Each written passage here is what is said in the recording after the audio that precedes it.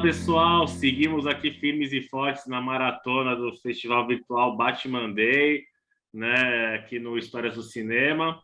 Agora a gente vai falar sobre publicações de livros que retratam o Homem-Morcego e esse universo, mas antes de apresentar nosso convidado especial, aqueles recadinhos básicos, né? Ativa o sininho, clica, curte, comenta, critique, o canal do YouTube, no Facebook, a gente tem Instagram também, Histórias do Cinema.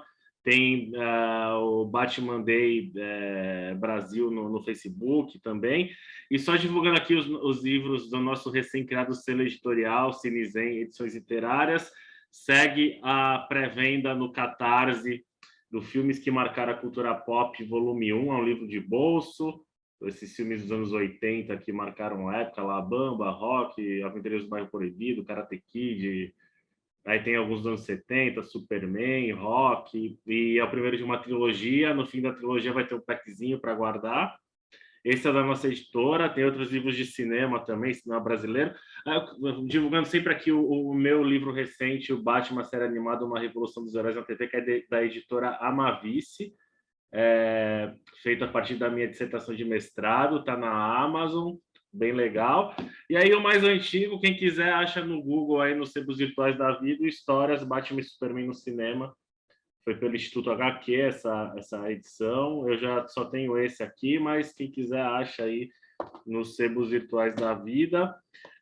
Bom, meu convidado agora é o grande Carlos Vasques, responsável pelo site Mansão Wayne, que já tem 21 anos aí, faz o podcast também, que tem 6 anos, é isso? 7?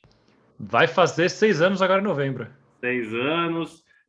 Temos vários amigos em comum aí, a galera da Santos Comic Expo, o Cláudio Roberto Basílio, Fábio Gomes Ribeiro, Renatinho, todos os guerreiros que organizam os guerreiros. Essa importante convenção de quadrinhos gratuita, a programação que sempre é gratuita aqui em Santos. Carlos, aqui é a História do Cinema, então sempre eu começo perguntando um pouquinho da história do nosso convidado, depois a gente entra para valer no tema dos livros que vocês publicam pela Script, né, editora. Isso. A gente vai falar um pouquinho da Mansão N, mas tem uma outra live aqui na programação com o Carlos e o André, que daí a gente aprofunda ainda mais o trabalho deles com a Mansão N. Eu já queria saber qual a primeira lembrança que você tem do Batman em sua vida. Cara, tem duas aí, mais ou menos. Assim, eu tenho a lembrança que eu lembro mesmo, que eu sou consciente, que é uma mistureba, assim. Eu lembro muito do Batman dos Super Amigos, de quando eu era bem criança, assim. Eu assistia muito Super Amigos. Eu lembro bem vividamente disso, de eu ter uns 6 anos, assim, assisti muito. Eu lembro que eu tinha uma pipa do Batman, que meus padrinhos falaram o que eu queria. Eu queria uma pipa do Batman, tinha uma fantasia de Batman. Por alguma razão, desde muito pequeno, eu gostava de Batman. Uhum. E tem uma história que minha mãe sempre conta, que foi uma vez que ela me deixou com minha tia. E aí, quando voltei e tal, minha mãe foi buscar na casa da minha tia, ver como que eu tinha ficado esses dias e tal. Perguntou, ele sente alguma falta, falou alguma coisa, sentiu falta de mim, chorou. Eu era, tipo, muito pequenininho, assim, mal tava começando a falar, né? Aí falou, olha, não, ele é bem quietinho, mas de vez em quando ele começava a andar por aí e ficava gritando mamá, mamá, tipo, minha família espanhola, né? Mamá é mãe em espanhol.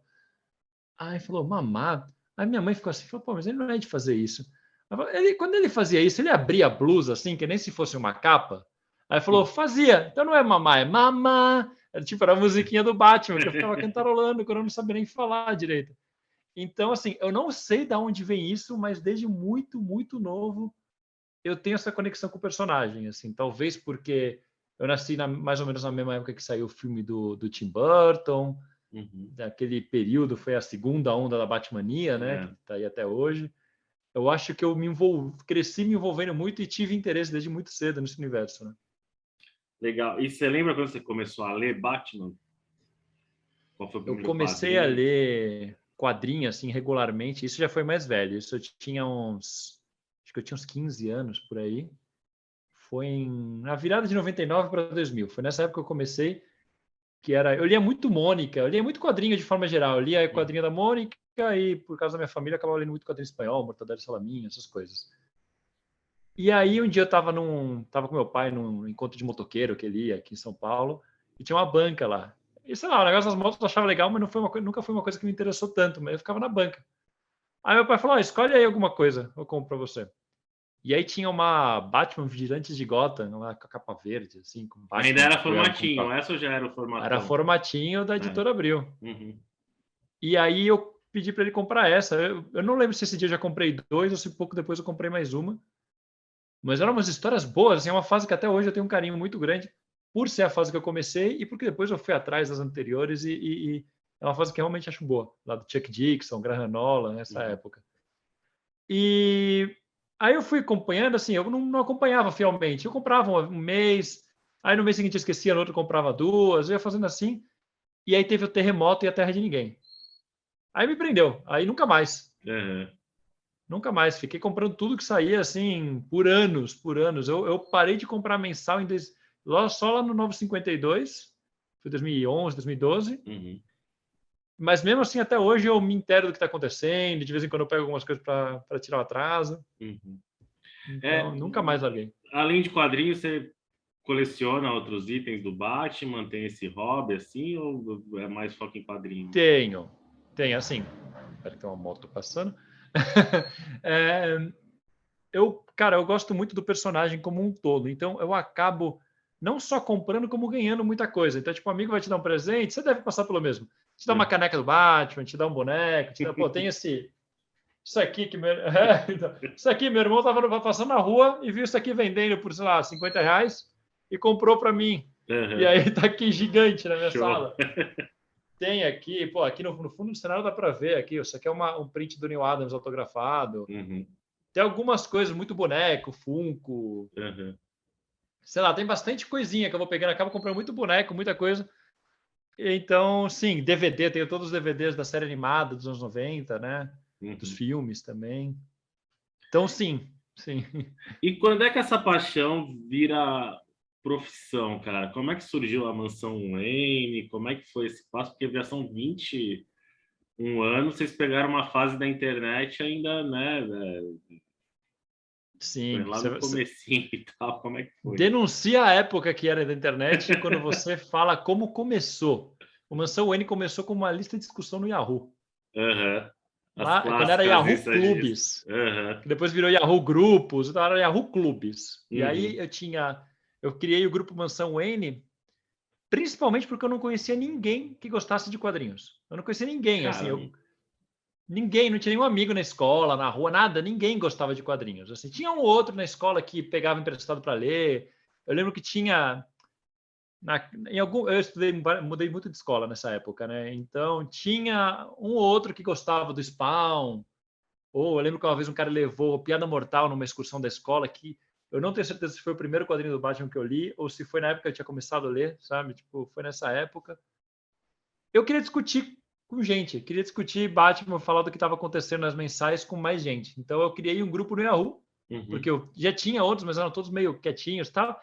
E, pô, eu tinha, sei lá, 14 anos, eu queria ser dono de uma parada legal minha também, né? Então, foi o espacinho que eu criei lá, foi o Mansão Wayne. E na época eu fiz um site também, que talvez dê para achar no Archives, na internet, na HPG, sabe aquela coisa bem simplesona daquela época? Uhum. Então, foi o jeito que eu comecei a conhecer gente que gostava também de Batman. Daí eu pulei para fórum de quadrinhos, que foi onde eu conheci todo o pessoal que organiza Santos Comic Expo já naquela época. Uhum. Então, foi aí que nasceu Mansão Wayne. Foi da necessidade de conversar com mais gente sobre Batman. Por que o nome específico, Mansão Wayne? O que eu me lembro quando eu fui criar o grupo, existiam alguns grupos relacionados a Batman. Tinha um já que eu acho que era Caverna do Morcego, uma coisa assim, era tipo da Batcaverna. E aí eu falei, pô, já tem esse, eu acho um pouco batido, né? Eu falei, pô, vou colocar a Casa do Batman, que é a Mansão Wayne, vai estar acima de todos os outros grupos que são qualquer site, qualquer coisa que chama Batcaverna. Hoje em dia tem 2 canais grandes do YouTube, inclusive, que é Batcaverna e Caverna do Morcego. Os dois estão participando aqui da nossa série. Não, são grandes amigos. O Marcelo da Batcaverna já ficou aqui em casa hospedado uma vez no fim de semana. Eles são grandes amigos. O Fábio, gente fininha. O Fábio, antes de começar o canal, ele tem e-mail dele lido no Mansão Wayne, no podcast, de tipo 2 anos antes dele começar o canal. Uhum. Os caras são gente boa pra caramba. E aí eu sempre brinco com eles, na época eu já fazia essa brincadeira, eu falei, pô, legal, vocês estão aí, estão bombando e tal, mas a mansão Wayne sempre vai estar acima. É a piadinha, né? E já Uhum. naquela época já fazia isso. Então era um nome que ninguém estava usando e eu achava legal. Eu achava tipo, era a Uhum. casa do Batman, sabe? A casa dos Batmaníacos. Mas quando isso vira profissão, assim, que você fala, meu, agora a gente vai focar nisso e qualquer outra coisa que a gente está fazendo fica em segundo plano, assim. O Cara, momento eu que vou te virou a falar, chave, assim. eu sempre levei relativamente a sério. Era um hobby, mas eu sempre, cara, tinha época que eu atualizava o site todos os dias, tal, isso já na adolescência. Uhum. Teve um período no qual eu abandonei, porque eu não estava de faculdade, começo de vida profissional, larguei o site e tudo. Aí foi quando eu conheci o André, que é meu sócio no podcast, que depois ele vem para na outra a gente fala mais do podcast, toda Uhum. essa fase nova. Mas conheci ele, apresentei quadrinhos para ele, não lia quadrinhos praticamente, ele gostava muito de Dragon Ball, tinha lido algumas coisas, mas ele não era de acompanhar tal. Aí eu comecei a levar uns quadrinhos, ele gostava muito de desenho animado e tal. Viciei ele em quadrinhos do Batman. Então virou, a gente ficava discutindo todas as sagas, tudo. E aí os dois somos muito fãs de podcast, a gente ouve muito, pô, eu ouço tanto o MDM quanto o Nerdcast desde 2007, eu ouço, tipo, há Uhum. muitos anos. E aí, cara, lá para 2009, 2010, a gente começou a ideia de fazer um podcast sobre Batman. Só que era uma coisa muito. A gente falava assim, mas ficava no ar. Assim. A gente trabalhava junto numa agência de publicidade e não dava tempo mesmo. Acabou que a gente tomou outros rumos profissionais, eu acabei saindo dessa vida de agência de publicidade e ele começou a trabalhar em outras agências que tinham um horário um pouco melhor. A gente decidiu levar à frente o projeto e em 2015 a gente lançou o primeiro podcast e junto lançou o site. No Uhum. começo o site era só um apoio para o podcast, a gente ressuscitou o Mansão Única, que já era um projeto meu antigo, dessa vez com o André lado a lado comigo ali até hoje. E com o tempo, para o site não ficar vazio, a gente falou, pô, vamos fazer. A gente fazia temporadas do podcast, né? A gente lançava toda semana por um mês, e aí parava. Aí ficava 2 meses sem sair nada, aí 2 meses saindo toda semana. E aí a gente para. Aí nesse período que não tinha nada, fala, pô, a gente vai perder a galera, né? Daí a gente começou a fazer umas colunas. Falei, galera, escreve uns artigos aí sobre coisas que vocês gostam de Batman e tal. E as colunas estão lá até hoje. Até hoje a galera escreve. Eu tenho uma coluna lá que é Batizarro, que eu falo de coisas malucas relacionadas ao Batman. Tem o crossover. Cada um dos colaboradores acabou tendo sua própria coluna, né? E acabou que, com o tempo, isso começou a tomar mais tempo, começou a dar um retorno. A gente percebia que uma vez a gente ficou 6 meses sem lançar nesse negócio de temporada. Uhum. Quando a gente voltou, ninguém lembrava. Tipo, tinha perdido todo a gente. A gente falou, não, peraí, vamos fazer uma reunião e vamos sentar e vamos organizar isso aqui. Então a gente sentou, a gente viu que do jeito que a gente estava fazendo, estava dando um puto trabalho para fazer toda semana e depois ficar parado um tempão e ter que recuperar todo mundo. E se a gente fizesse semana, sim, semana não, sem intervalos, parando só em dezembro, janeiro, né, virado do ano, a gente tinha menos trabalho, porque na prática eram menos programas, Uhum. só que a gente tinha uma periodicidade, né? Então a gente foi nesse momento que a gente sentou e levou mais a sério. E desde então é ininterrupto, a gente está sempre cuidando do projeto. E vou te falar que o André caiu antes da ficha de negócio de trabalho. Para mim demorou um pouco mais, porque como para mim era um hobby que eu tinha desde a adolescência, eu demorei para me ligar que isso aqui era uma coisa séria, o Mansão Wayne. Então, um ano antes da pandemia, 2019, por aí, foi o dia que foi quando eu sentei e falei, não, peraí, Mansão Wayne é uma parada séria, vamos fazer isso aqui direito. Vamos, não é direito porque a gente já fazia direito, mas vamos encarar como trabalho, sabe? E aí foi interessante porque quando a gente mudou essa chavinha, foi quando começou a aparecer oportunidades. Começaram a aparecer oportunidades dos livros, começaram a aparecer convidados grandes que, pô, quiseram participar e toparam. Gente reconhecendo na rua, sabe? Umas coisas meio malucas, assim, sabe? Isso é muito de. Se você está levando como hobby e não leva. Não encara como algo sério que tem objetivo, o projeto também nunca vai passar essa imagem, né? Quando você decide que vai fazer isso, ele passa a ser levado a sério por quem está ouvindo. Então a gente mudou essa chavinha. A gente ainda está no processo, a gente quer profissionalizar ainda mais o Uhum. podcast, o site, tudo. Então já faz um ano, faz quase um ano que a gente está com o Catarse assinaturas, para a galera entrar lá no catarse.me Mansão Wayne e apoia. Então a gente tem lá um pessoalzinho que apoia, tem um cara que faz o boteco virtual uma vez por mês com a gente para bater o papo sobre Batman, sobre qualquer outra coisa. A gente toma uma cervejinha e fica lá no papo. Tem o grupo secreto, tem uma série de coisas. Então vai criando uma comunidade ao redor do projeto. Isso é muito legal. E como é que entra a editora nessa história aí, cara? Quando é que você decide também passar a publicar? Num país que não lê tanto nas estatísticas, assim, e cada vez mais a coisa virtual também, e vocês fazerem uma editora, um livro impresso, bonito, bacana, como é que...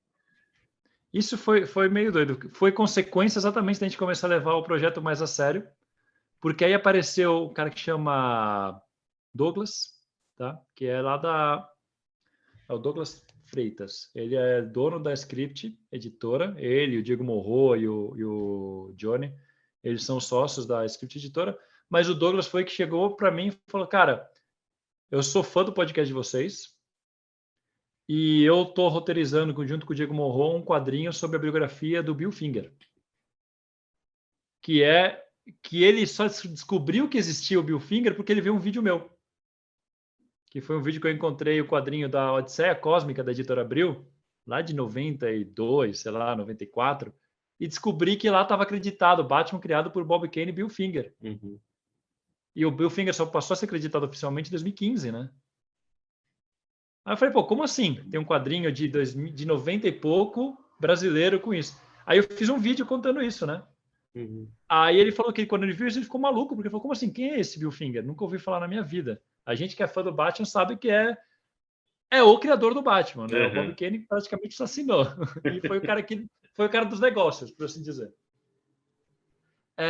Aí ele começou a ir atrás disso, juntou o Diego Morro, que conhecia um pouquinho essa história, foram atrás de um gringo que tinha feito um documentário sobre o Bill Finger e conversaram com ele, usaram um monte de material que o cara passou para eles e fizeram isso aqui, que é uma biografia em quadrinhos. Não sei se você já chegou a dar uma olhada. Maravilhosa. Eu vou te falar que eu me surpreendi. E aí ele me mandou uma mensagem e falou, cara, você e o André não querem ser consultores disso aqui? Tipo, a gente vai passando para vocês e vocês vão falando se tem coisa errada, se tem algum detalhe. Tá aqui até, ó, não sei se vai dar para ver na câmera, mas está aqui. Consultoria Carlos Vasquez, André Pellicer, Mansão Wayne. Show. Foi uma coisinha, tipo, a gente ganhou umas cópias, tem aqui uma versão, ele até desenhou aqui, o Sandro Zambi desenhou aqui o Bill Finger ouvindo o podcast Mansão Wayne. Tem umas coisinhas assim, mas isso aqui foi o primeiro, tipo, ele falou, mandou essa, aí, pô, legal, estamos aí de consultor, né? Então, eles mandaram, vou te falar que a gente praticamente não falou nada, porque a pesquisa deles foi muito boa. De que ano então, que é essa biografia? Isso daqui, deixa eu ver se eu consigo achar o ano aqui, para não falar de memória e errar. Não sei se tem um ano aqui dentro. Eu lembrei aquela do Joe Shuster também, que é um livrão em quadrinho também, que é bem legal, né? Isso, na verdade, então, são caras injustiçados, né? Os dois. Assim, exato. O do Joe Shuster foi um dos que inspirou esse quadrinho. Eles viram esse quadrinho e falaram, pô, dá pra fazer. Porque tem uma passagem com o Bill Finger, né? Tem uma passagem do Bob Kane e tal. Tem. É triste pra caramba, né, cara? É triste. Aquele eu vou te falar que eu não li, mas são histórias que são muito tristes. São. Eu sei que são histórias tristes. Tipo, pô, os criadores do Super-Herói morreram na pobreza.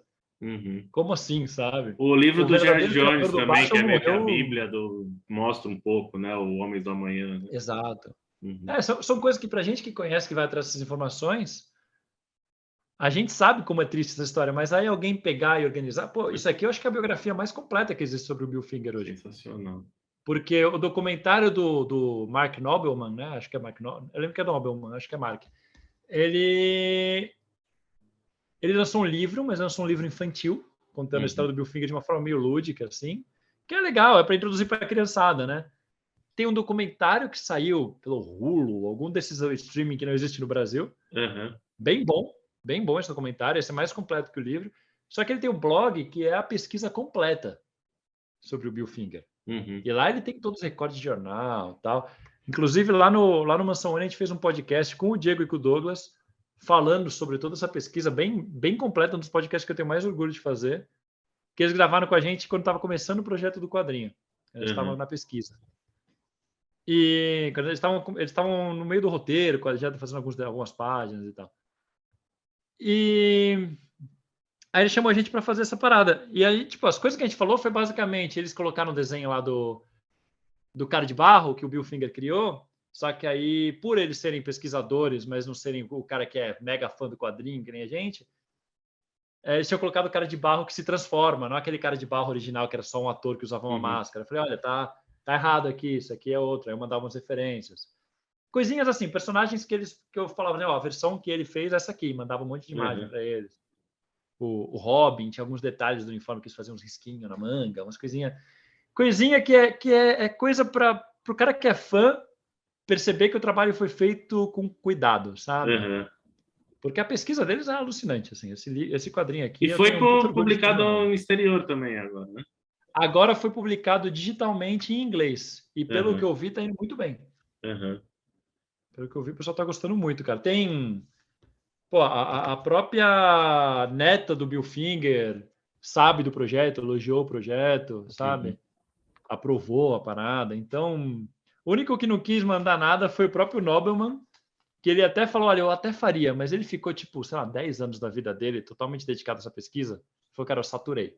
Eu não aguento mais. Então, tudo que vocês precisarem me pede, tudo que vocês quiserem. Ele falou que pediu pouquíssimas coisas, porque o blog dele já tem quase tudo. Mas ele ficou à disposição, mas ele não quis fazer uma introdução porque estava já saturadíssimo do assunto. Uhum. Mas participou de uma forma indireta, né? Então, cara, é muito legal. Hoje em dia eu tenho lá, a neta do Bill Finger tá lá no meu Facebook, eu acho uma da hora, sabe? Ah, então, Sensacional, cara. e aí, o que aconteceu? Ao mesmo tempo, em 2019, o Batman fez 80 anos. Uhum. E aí teve um monte de evento ao redor, né, cara? É. 2019, você via Batman em tudo. A gente fez exposição aqui também, Santos. Fez, eu lembro, eu não consegui ir, mas eu lembro dessa exposição. E, pô, conheci muita gente que gosta de Batman naquela época por causa disso. Estava sendo muita gente que manjava. A gente fez um podcast sobre os 80 anos, a gente chamou a Laluna Machado, que é daí, Uhum. né? Daí de Santos. E aí a gente juntou o pessoal da Batcaverna, Caverna do Morcego, juntou todo mundo, a gente fez um mega podcast sobre os 80 anos do Batman. E a gente fez um projeto que era Operação Podcast Batman 80 anos, que a gente juntou todos os podcasts de cultura pop, os principais que falavam de quadrinhos, né? Então juntou a gente, juntou Confis do Universo, Melhores do Mundo, o Zona E, que foi um dos que organizou a gente, o Zoneando, um monte de podcast legal, o Jogo Velho, um monte de podcast legal, para fazer, no mês que o Batman fazia 80 anos, um podcast relacionado ao Batman. Cada um era livre para fazer o que quisesse. Então, alguns, a gente, o pessoal do Universo HQ, fizemos podcasts sobre os 80 do Batman. Mas, por exemplo, o MDM fez quando eles começaram a achar o Batman meio babaca. Tipo, eles pararam de achar o cara herói perfeito e começaram a ver que ele era um cara arrogante, sabe? Tem brincadeiras, assim, e, pô, eu acho legal pra caramba. Inclusive, eu participei desse também e foi engraçado, né? Falei, pô, eu gosto muito do Batman até hoje. Uhum. Mas fomos para falar de videogame, do Batman, de tudo. E um podcast, que é o Setor 2814, fez um podcast duplo sobre todas as versões que eles conseguiram encontrar do Batman no multiverso, ou legado, outras pessoas que foram o Batman por algumas aventuras e tal. E o Douglas, da Script, me mandou um WhatsApp e falou, cara, eu estava ouvindo aqui o podcast deles, eu achei isso muito legal, e eu acho que a gente podia transformar num livro um guia de todos os Batman que existem na DC. Uhum. Eu falei, pô, do caralho, já tá meio começado, né? Porque o pessoal da 2814 tinha feito uma pesquisa, principalmente todo o período pré-crise, eu não sei como eles fizeram essa pesquisa tão aprofundada. Pegaram um monte de guias, um monte de coisas.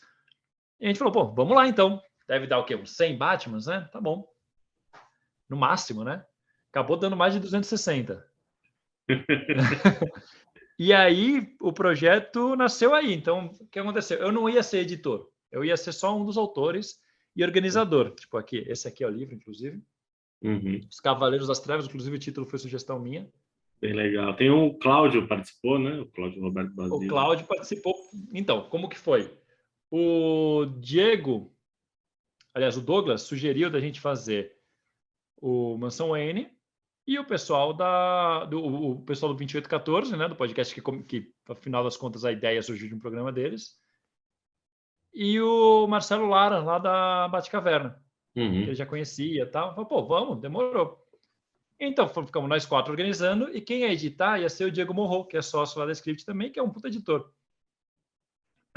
Só que o que aconteceu é que eu comecei a me envolver demais, sabe? Todo dia eu mandava um Batman a mais. Se eu lia todos os artigos de todo mundo e ficava corrigindo coisinha que eles tinham escrito. Errinho besta, aquilo que a gente estava falando, tipo, o cara que não é mega fã comete uns deslizes, ainda com informação tão obscura de o Batman que apareceu em 4 histórias dos anos 30, sabe? Tipo, dos anos 40, sei lá. Aconteceu que eu me envolvi tanto que eles acabaram conversando comigo e falaram, cara, você não quer ser editor junto com o Diego? Vocês dois editam? Uhum. Tanto que hoje em dia no livro está meu nome primeiro, depois do Diego, porque eles falam, cara, você que editou e o Diego foi o cara que tinha experiência de edição, né? Então ele deu aquele tapa mais profissional que eu ainda não tinha. Depois eu acabei aprendendo pra caramba. E no último vou te falar que eu estou bem orgulhoso da evolução nesse sentido. Mas... E aí a gente fez, como ia ser um projeto muito ambicioso, cara, tipo, não sei se dá para ver aí, mas assim, é muito. Cada linhazinha preta dessas é um artigo. Não sei se você Sim, chegou a super pegar bem esse livro também. diagramado, super... Uhum. Sim, sim. Não, o diagramador foi o outro sócio deles, né, o Johnny. Johnny Vargas. Tá aqui. Mandou demais também, mandou demais. Quando ele começou a mandar, eu falei, putz, vai ficar uma linha preta com o nome e tal, vai ficar meio bula de remédio. Só que aí, quando o cara de diagramador é bom, quando junta tudo, você fala assim, pô, ficou perfeito isso aqui. As imagens, praticamente todas, fui eu que selecionei, fui história por história, caçando uma que representasse bem. Então, foi um projeto assim, a gente chamou mais de 60 autores, deixa eu ver aqui. Mais de 60 autores. Então, o que a gente fez? Chamou todo mundo que eu conhecia. Que, tipo, eu tenho essa parada de que eu curto conhecer gente do meio, desde sempre. Tipo, como eu te falei, o pessoal da Santos Comic Expo eu conheço há quase 20 anos. Uhum. E de lá para cá, eu sempre vou nos eventos. O que eu gosto é de ir na Artistiale, conversar com os autores, conversar com o editor, conversar com... Então, a gente chamou todo mundo que topava. Então, tem artigo do JP Martins, tem artigo do Mário Luz Barroso, galera que foi editora do negócio. Também está na programação, o Mário, viu? Não percam. O Mário é gente finíssima, Tá gente finíssima. Uhum. Tem gente demais, cara. As últimas páginas são só da galera que colaborou. Uhum. Tem muito youtuber que a gente gosta, então tem artigo do Load, tem artigo do Vinícius, tem artigo de... Tem o Fernando Caruso participou também, que também é fã, né? Ele escreveu um artigo.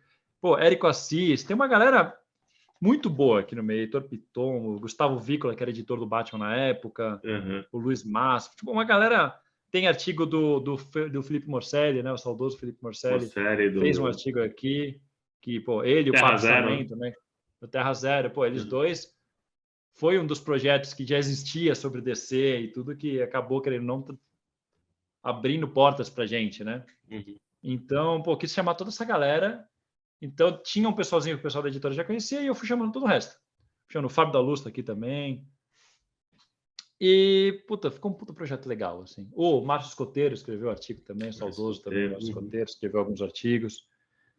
Então, cara, tá muito legal. Esse livro, quando saiu, eu fiquei muito orgulhoso, sabe? E aí, as coisinhas que tem... isso é uma coisa que eu fui conversar depois com outros editores, falo assim, não, é assim mesmo.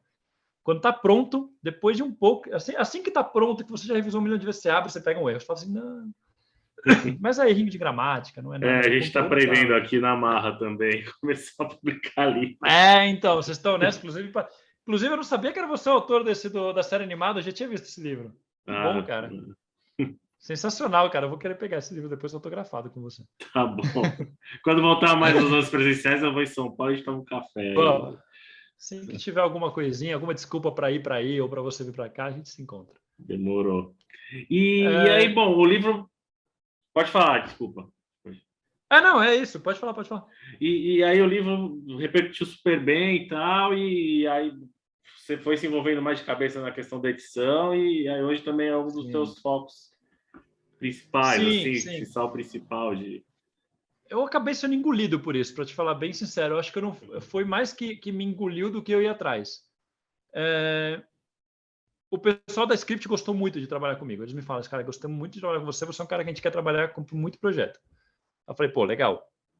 Então vamos ver, porque isso aqui me tomou muito mais trabalho do que eu imaginava, sabe? Isso aqui saiu logo antes da pandemia, o que foi muito ruim, porque não deu para... Todos os eventos que a gente tinha marcados para lançamento, acabou tendo um só bem discreto Fuzue Nerd, que foi um evento de quadrinhos aqui em São Paulo, que o próprio pessoal da Script organizou. E foi esse o lançamento. A gente tinha lançamento na loja Monster, inclusive tô com a camiseta deles aqui.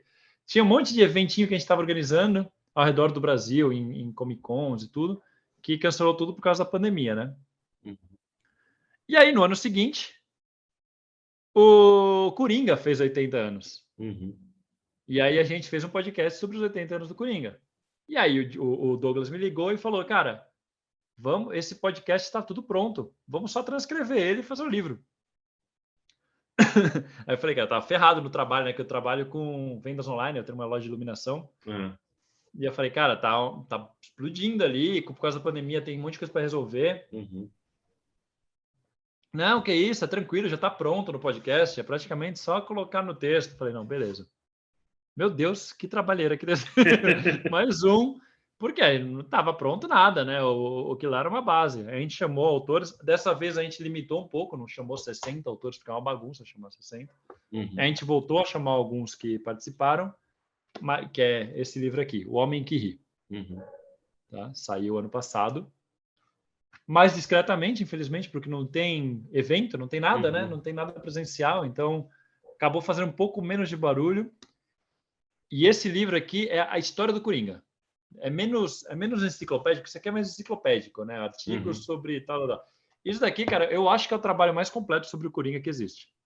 Porque a gente fala das principais sagas, a gente tem um capítulo por década falando de tudo que aconteceu de principal nas mudanças, evolução do personagem, filmes, desenhos, tudo.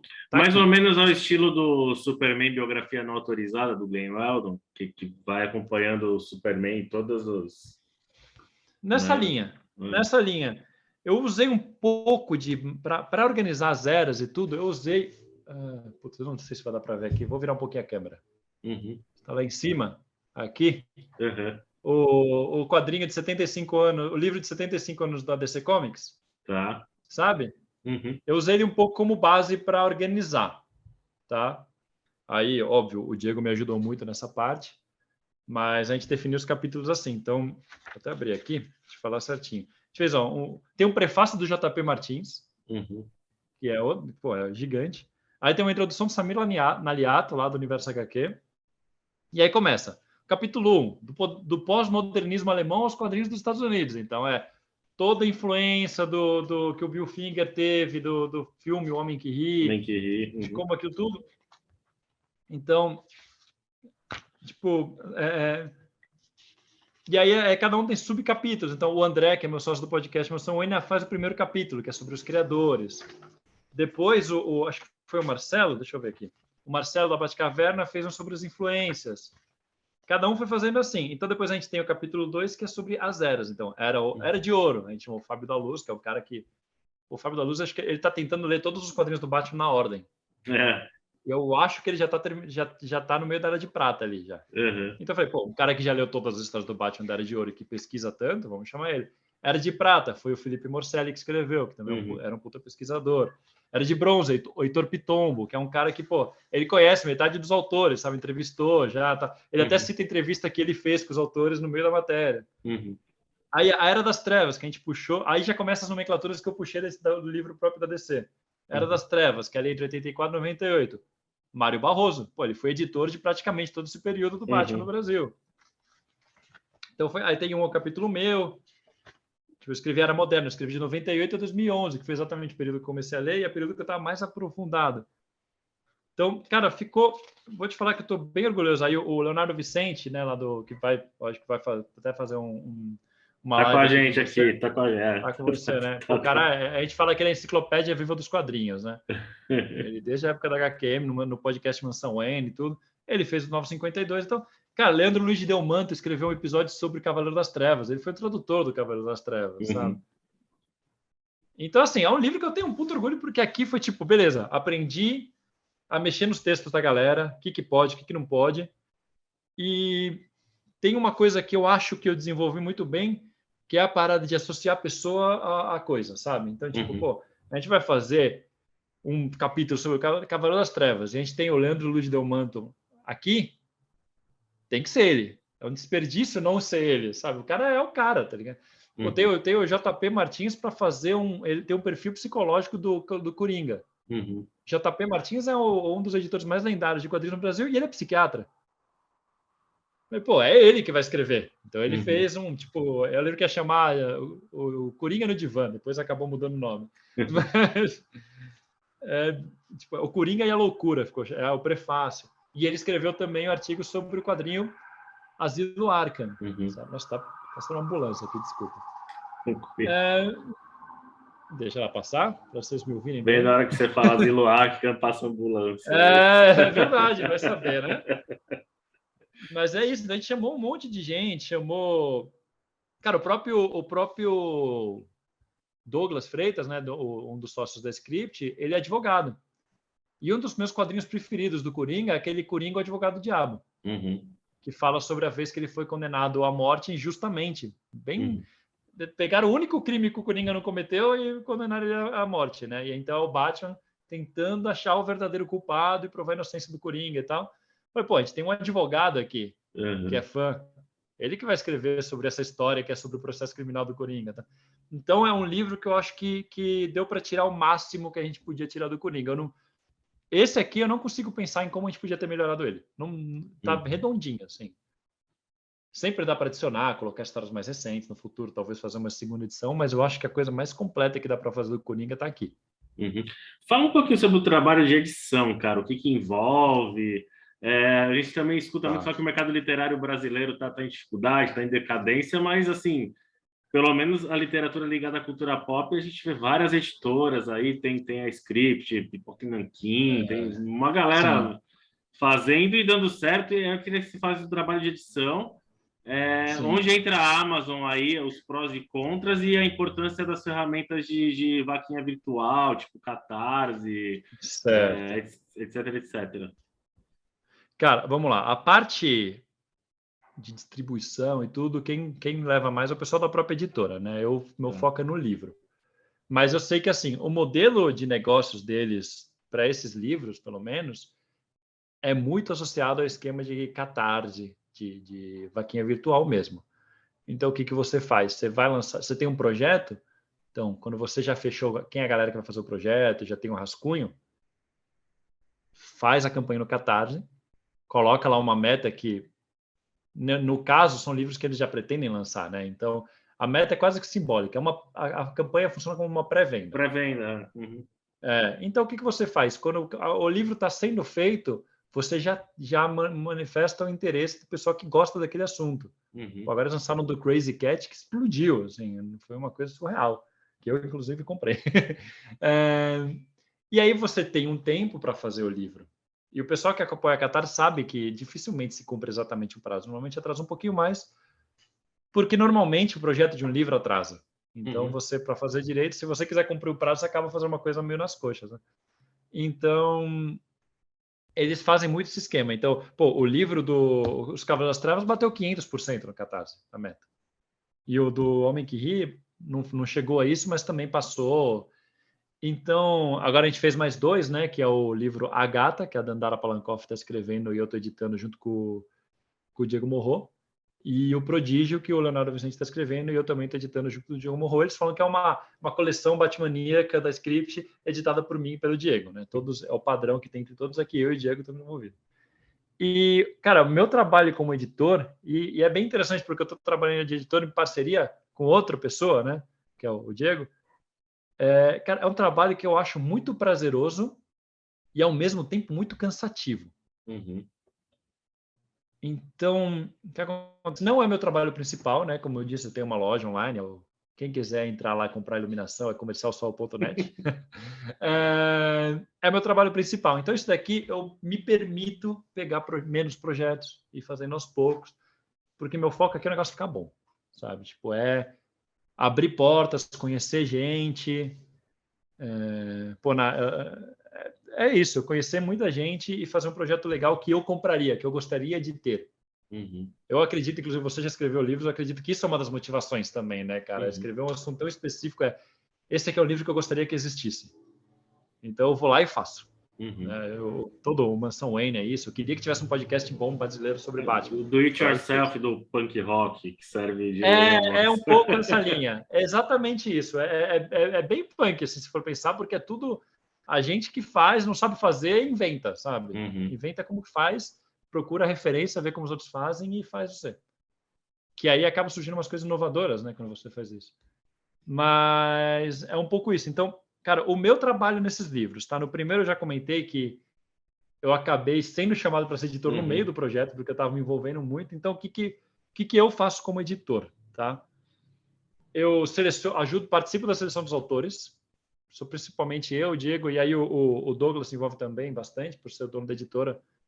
Tem também gente que tem interesse em chamar, porque às vezes a gente que tem uma visibilidade muito grande, aí ele me consulta, ele fala, cara, esse cara escreve bem? Esse cara você acha legal? Aí eu falo, puta, esse sim, esse não, esse se vamos.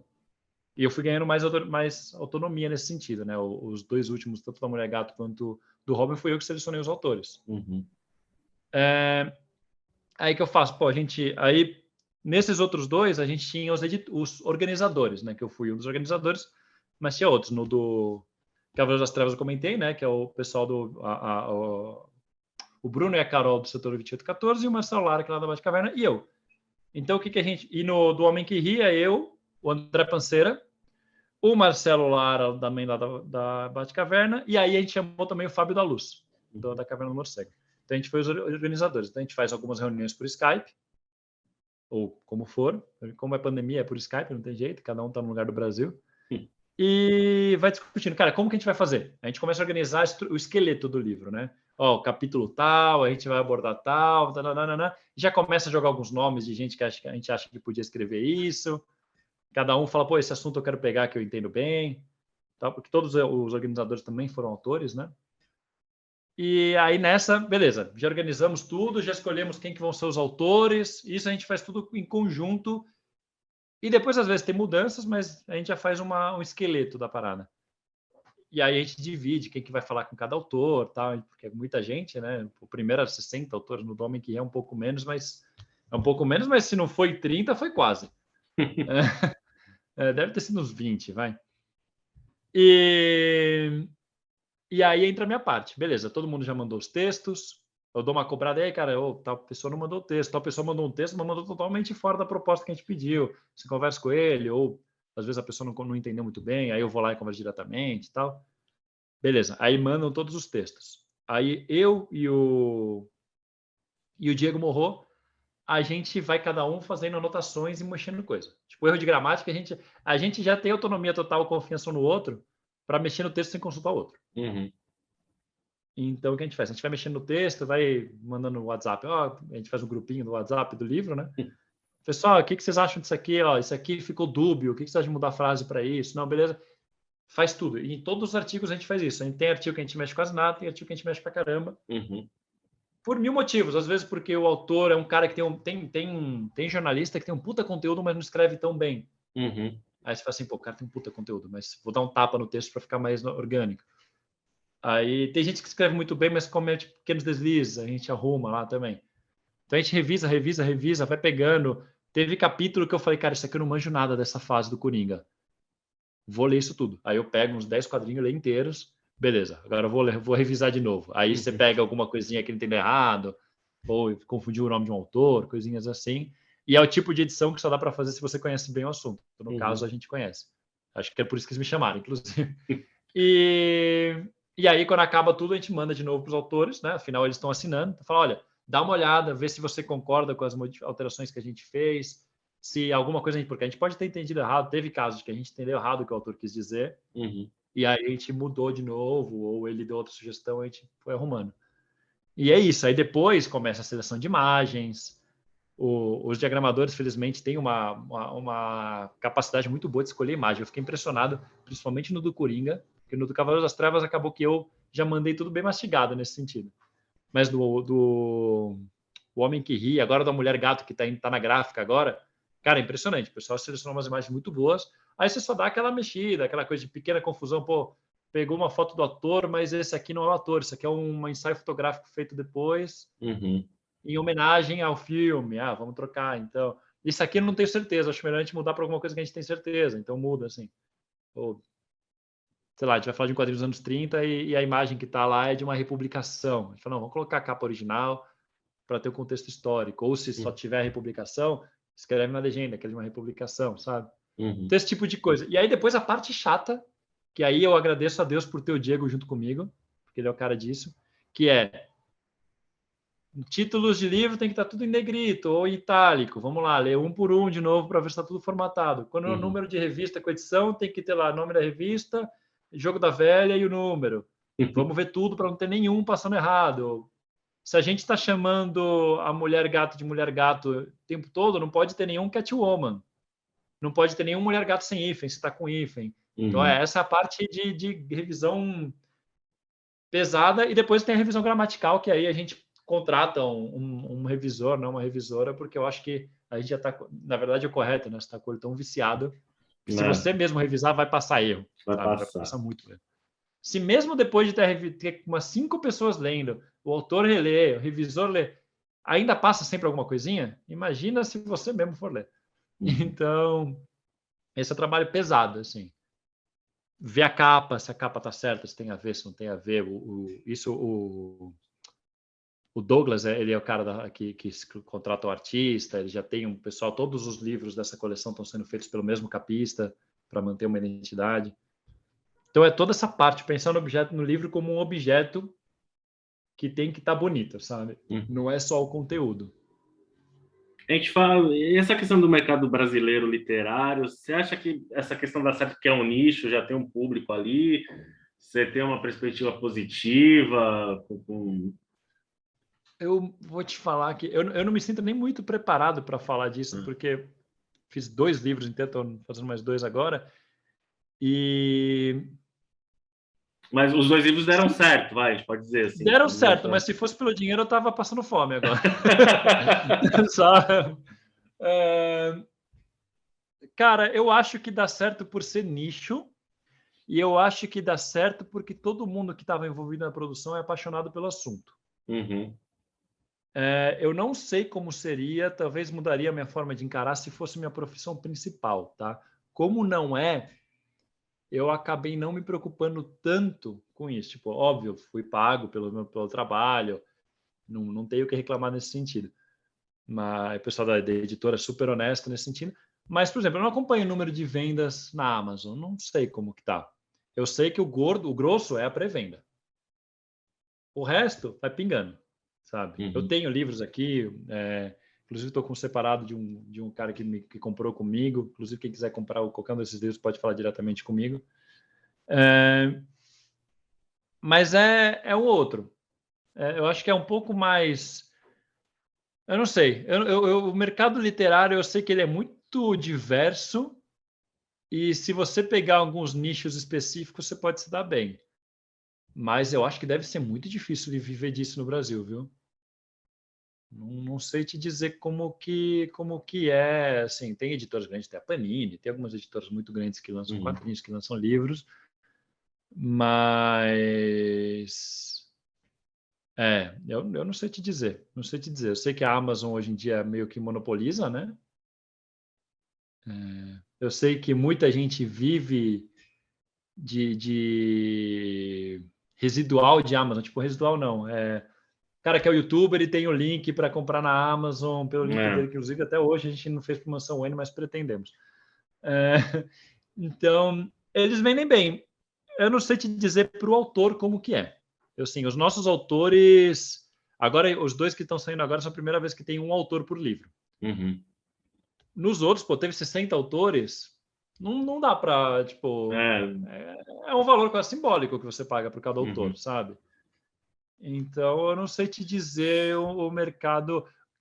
Os donos da editora e tudo tem que sobreviver, então eu imagino, mas é aquilo. Os donos da editora têm outros empregos. Eu falei, o Diego é advogado, aliás, o Douglas é advogado, o Diego é professor, sabe? Eles têm outros trabalhos. O próprio Johnny, eu sei que ele trabalha com diagramação e tal, mas em outros lugares. Então, eu não sei, cara. Eu acho muito arriscado você apostar todas as fichas em ser autor. Eu acho que é uma coisa que dá para fazer em paralelo e quem dá certo está muito certo, sabe? Uhum. Mas de verdade não me sinto nem preparado para falar muito além disso. Fala um pouquinho dos 2 livros novos, então, que estão em campanha aí. Tá. Os dois, na verdade, a campanha já encerrou em ambos É. os livros.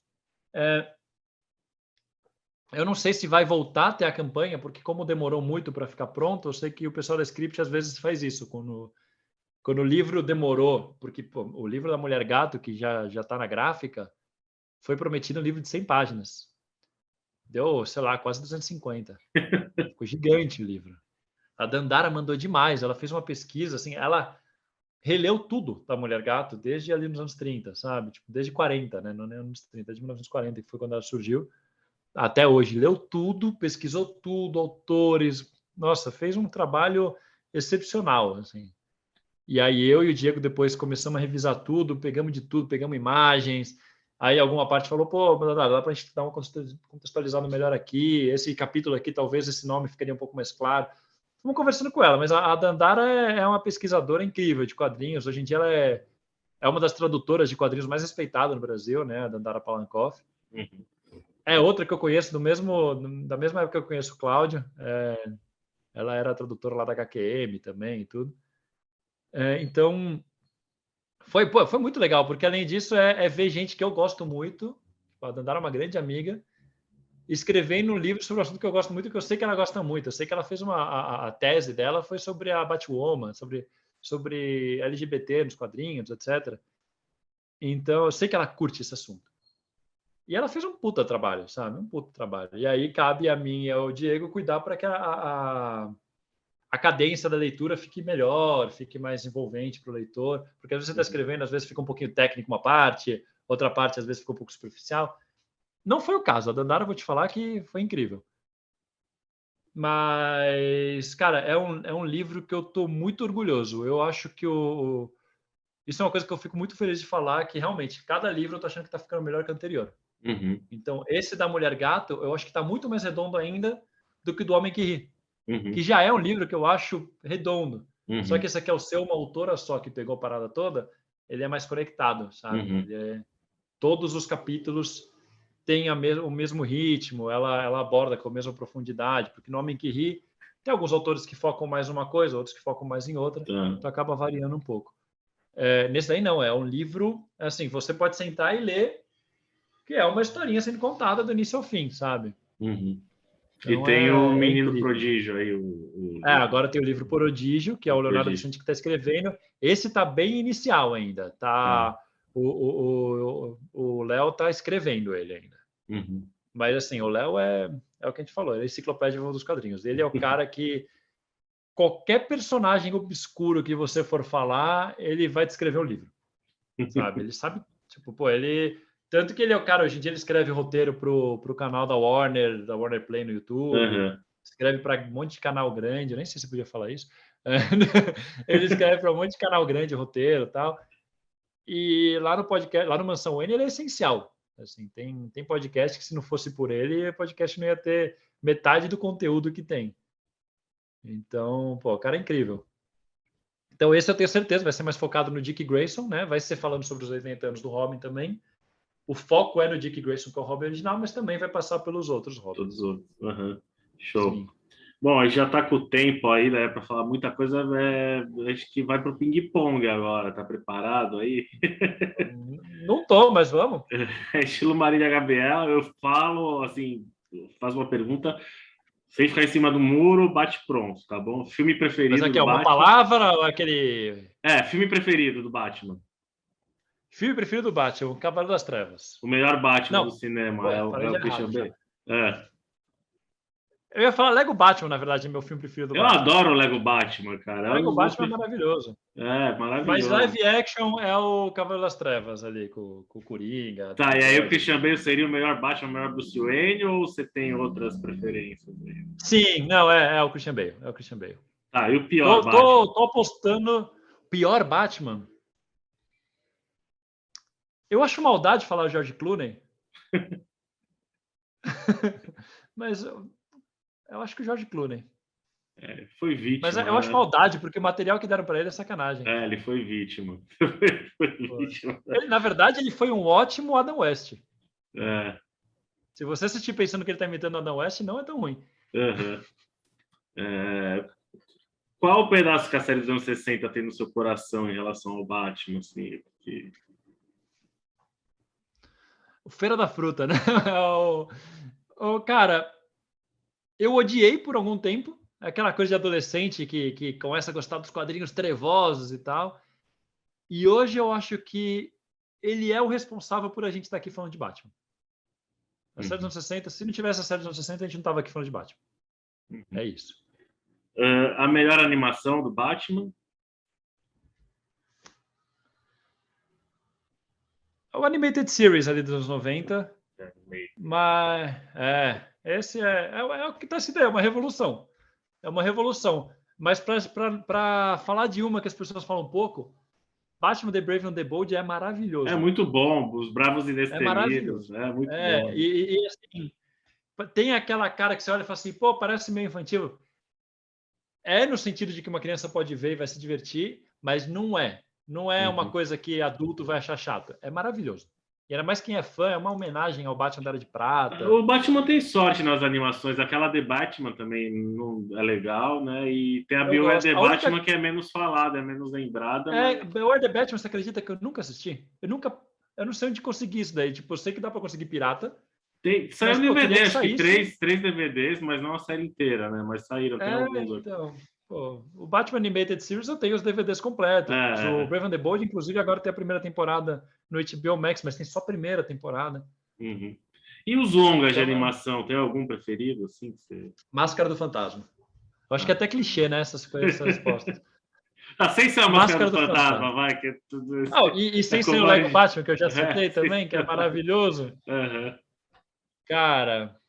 Essas que saem direto em home video, assim, porque o Máscara do Fantasma o pessoal não lembra, mas foi lançado no Natal nos cinemas, em 93. Pode falar Batman o Retorno do Coringa lá, o Batman Futuro o Retorno do Coringa? Pode. Essa vale?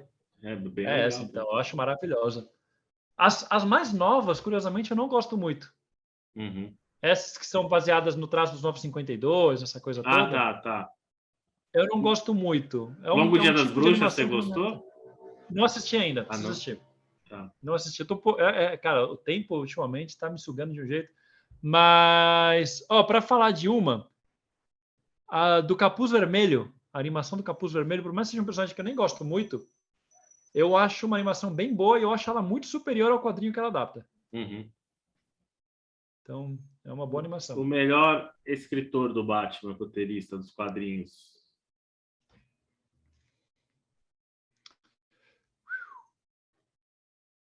Eu fico... Cara, complicada essa pergunta. Eu tenho vários que eu gosto muito, cada um pro seu jeito. O Cláudio, a gente fez uma live com ele aqui, ele listando os 10 desenhistas, 10 roteiristas. Sim, não, isso eu já fiz. Eu posso citar os 3, 4 assim rapidinho? Pode. Né? Vou falar, o mais importante, Dennis O'Neil. Tá.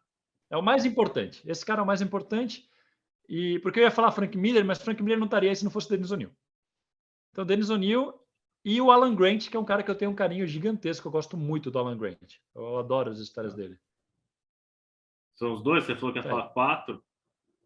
Cara, aí tem vários outros, né? Mas o Chuck Dixon é um cara que eu gosto muito do material dele. Eu acabei de gravar, olha o spoiler aí, não sei se vai ter saído já quando sair aquela live, mas a gente acabou de gravar um podcast sobre a Stephanie Brown, a salteadora, spoiler, quando ela foi Robin e tudo. E aí eu reli toda a fase do Robin do Chuck Dixon. Que coisa maravilhosa que é aquilo, cara. Então, é uma pena que hoje em dia você vê entrevista do Chuck Dixon e ele meio que renega muita coisa que ele falava nos quadrinhos. Você vê, porque hoje em dia, não sei se você sabe, né, do Chuck Dixon, ele está envolvido naquela coisa do Comic Gate, que é o pessoal que acha que tem que ter menos representatividade nos quadrinhos, que a agenda esquerdista está acabando com os quadrinhos de super-herói, aquela besteira toda. E é uma pena, porque quando você lê os quadrinhos do Chuck Dixon, você vê que ele fala o contrário disso. E a gente estava conversando entre nós e é tipo, uma pessoa que escreve aquilo não pode não acreditar naquilo, porque é muito visceral o jeito que ele escreve. Vem muito de dentro dele, sabe? Ele não vai escrever uma história sobre armas na escola se ele não acha aquilo. Uhum. Ele não vai escrever. Isso que ele é um cara defensor de armas e ele colocava os caras. Tinha o Carabine Smith, tinha os personagens que usavam. O comissário Gordon dele usava arma o tempo todo, saía matando bandido, dentro de um contexto que ele achava justificável. Eu acho um pouco triste o caminho que ele foi, mas ele é um cara que, assim, eu aprendi a gostar de Batman lendo as histórias de Chuck Dixon. Uhum. Desenhista? Primeiro que vem na minha cabeça sempre é o Graham Nolan. Tá. É o primeiro que vem, sempre. O melhor vilão, tirando Coringa, que foi objeto do livro. Tirando aí, Coringa, né? Tirando Coringa. Cara, eu acho o Duas Caras talvez o melhor nêmesis do Batman. Mais até do que o Coringa, porque o Coringa ele é anarquista, tem aquela coisa toda, né? Mas até no próprio filme Cavaleiro das Trevas, o verdadeiro vilão ali é o Duas Caras. Uhum. O filme é sobre Duas Caras. É que o Coringa é um personagem tão incrível que ele rouba a cena. Uhum. Mas se você para ver o filme e pensar qual é a história que ele está contando, ele está contando a história do Harvey Dent virando Duas Caras. Uhum. Né? Então, eu acho que o Duas Caras é o... A melhor personagem feminina, tirando a Mulher Gato, também. Tirando a Mulher Gato? É o livro aí, então tira. A Bárbara Gordon. Tá bastante gente votando na Bárbara Gordon. A Bárbara Gordon, eu acho que é um dos personagens que mais evoluiu no mundo do Batman. A melhor assim, HQ. E hoje em dia... É muito clichê isso, porque eu vou falar Cavaleiro das Trevas. Cavaleiro das Trevas é incrível. É incrível demais. Assim, E a pior? A pior? Cara, que difícil. É que assim, pior, eu não sei te dizer. Eu sei te dizer algumas que são decepcionantes. Porque o pior do que uma história ruim é uma história que você acha que tem um potencial e ela é ruim. Uhum. Então tem aquela história Cacofonia do Kevin Smith. Uhum. Eu tenho aqui. É muito ruim. Uhum. E é muito triste porque o Kevin Smith escreveu o Arqueiro Verde Espírito da Flecha, que é maravilhoso. Uhum. E ele escreveu o Batman muito bem ali. Então eu fico triste dessa ser ruim. Porque eu gosto muito do Kevin Smith. Tá, o melhor Batmóvel? Eu gosto muito... Aí entra a nostalgia. Eu gosto muito do Batmóvel que ele usou nos quadrinhos na segunda metade dos anos 90. Que é um feito pelo... Acho que é o J.H. Williams III que fez. Que é... Sei lá, ele parece um carro esportivo, mas o capô tem meio que um símbolo de Batman, assim. Ele é um carro... Ele é claramente um Batmóvel, mas ele não tem uma cabeça do Batman na frente. Ele não tem umas asas gigantes. Eu gosto muito desse Batmóvel. Símbolo com ou sem a elipse? Eu sempre gostei mais sem elipse. Mas Uniforme... agora que voltou com a elipse, e como eu sentia falta da elipse. Uniforme preto ou uniforme cinza e azul? Cinza e azul. Até que enfim, alguém. Cinza e azul. Eu gosto demais, cara. Aquele uniforme que o Alan Davis desenhava, que é um azul bebê, assim, é muito bom, cara. Aquilo é lindo. Você tem que saber que é quadrinho. No filme, acho que não funcionaria. Mas no quadrinho, eu acho maravilhoso. Item preferido da coleção? Da sua coleção? Item preferido de Batman, né?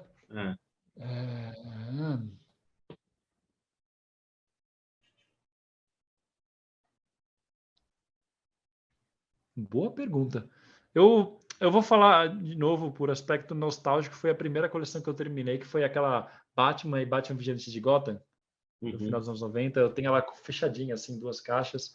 E eu adoro aquilo, cara. Eu achei ele fechadinho. Aquilo lá você pode ler sem nenhum contexto e você vai gostar.